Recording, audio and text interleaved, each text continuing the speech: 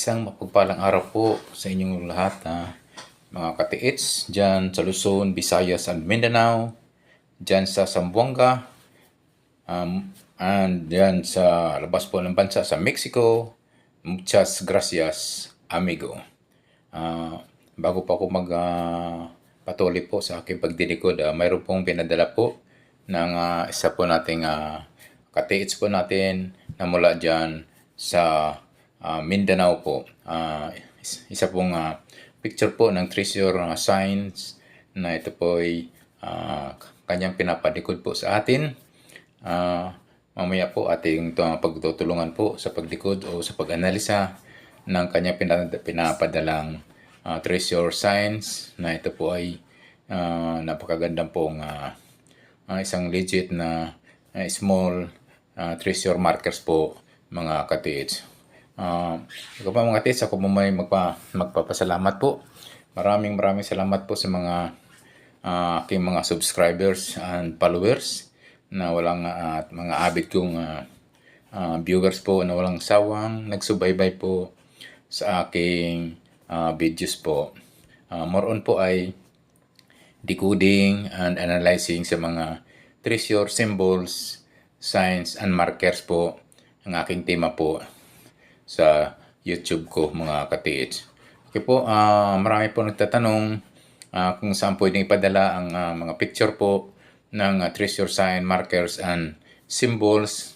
Pwede nyo pong ipadala po sa aking Facebook page, Alejandro Sanchez. Piliin nyo lang po yung naka-shade po ako doon, sunglasses po. At marami pong Alejandro Sanchez na lumalabas doon at hindi lang po akong Alejandro Sanchez, so napakadami.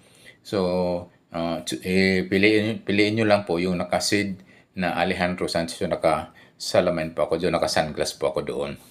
So, okay, muli po ay ako'y nagpapasalamat po sa mga katiits po natin na walang sawang nagsubaybay po at walang sawang na nanonood po ng aking video at sa pagsuporta na rin po sa aking video na ito. Bagamat ito bago pa lamang, alam ko ay ito po ay sa tulong nyo ay lalaki din po itong aking YouTube channel, katiits. Okay po mga katiits, thank you so much. Yung isa pa natin katiits na dyan sa Zamboanga. Ito po ay gumagawa po ng treasure hunting equipment ng gold locator. At hindi lang po yung kanyang ginagawa, at mayroon ding aurameter and Japanese wand mga katiits. So ito po si Mr.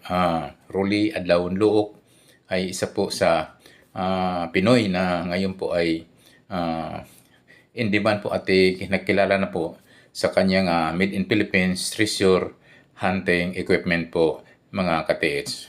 Okay po, yung kanyang gold locator ngayon, EBS gold locator, ay meron ng history na 8 po ang naka-hits, at yung huli po ay 2 gold bar na na-detect po ng kanyang gold locator dyan sa Davao de Oro mga katiits. So, paano po mag-order? Pwede nyo po makontak si Rolly Adlaon Luok sa kanyang mobile number 0926-2632-843. 0926-2632-843 mga katiits. At pwede kayo mag-PM doon sa kanyang Facebook page, Rolly Adlaon Luok. So ito po ay meron pa tayong treasure hunting equipment na gold locator na made in Philippines mga katiits. So dahil po ay made in Philippines po, presyong Pinoy mga katiits. Okay po, tuloy na po tayo sa pagdikod, pag-analisa po na pinadala po ng ating katiits na dyan mula sa Mindanao mga katiits. So ito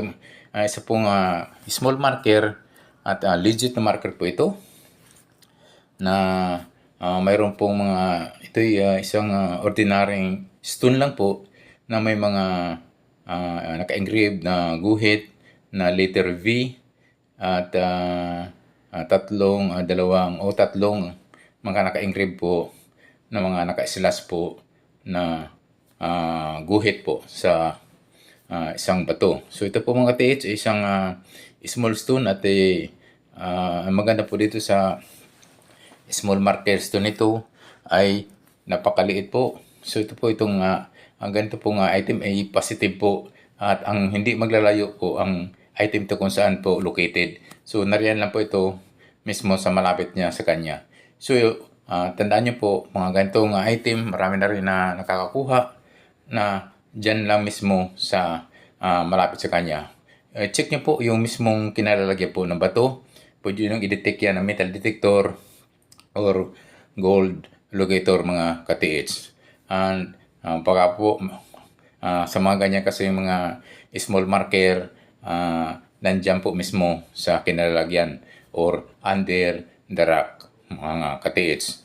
So yan po mga ka-TH ay isa po sa napaka ganda po ng markers nito na treasure sign. At isa pong giveaways po ito, mga ka-TH. At pwede nyo po yan ay i-check po yung apat na kanto po.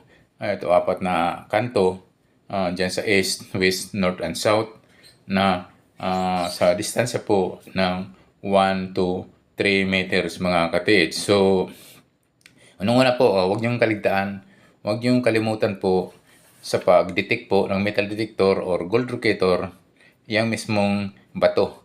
Kasi nga, karamihan sa mga ganyang small marker, small treasure sign markers, ay ang item po ay under the rock, mga ka-TH.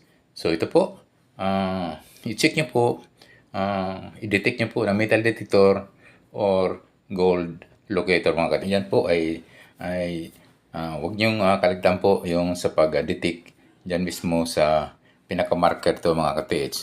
At marami na po kasing nakakuha ng mga small marker na malapit lang po, mga ka-TH. At pong ito yung apat na sulok, mga ka-TH. Yung east, west, north, and south ay titingnan nyo po yan sa distansya po ng 1 hanggang 3 meters po ang distansya po, mga ka-TH. So yun po ay i-check nyo po dahil mas malapit lang po ang items nito sa kanyang kinalalagyan po, mga ka-TH. So itong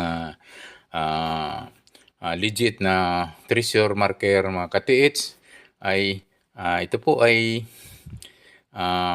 isa pong positive legit markers ito, mga ka-TH. So po itong apat na anggulo, tingnan nyo po, baka may mga counter sign o counter markers po na pwede pong magtuturo sa item, mga ka-TH. So itong apat na sulok po, north, south, east, and west, mga ka-TH. So huwag nyong tingnan nyo po yung mga mas malapit po, baka mayroon pong mga small stone na may mga guhit din tulad nitong nasa marker, at baka may mga old tree, century tree dyan na malapit po sa kinalalagyan po itong treasure sign, mga ka-TH. So po, ito pong apat na sulok po, north, south, west, and east, sa distansya po ng 1 to 3 meters, i-check nyo po, pwede nyo pong i-detect po ng metal detector or gold locator, mga ka-TH. So yan po,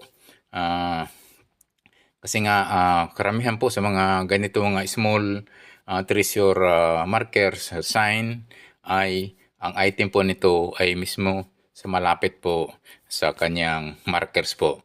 So ito'y atin ang marami na po mga ka-TH na nakakuha sa mga ganitong treasure marker sign na mismo under the rock.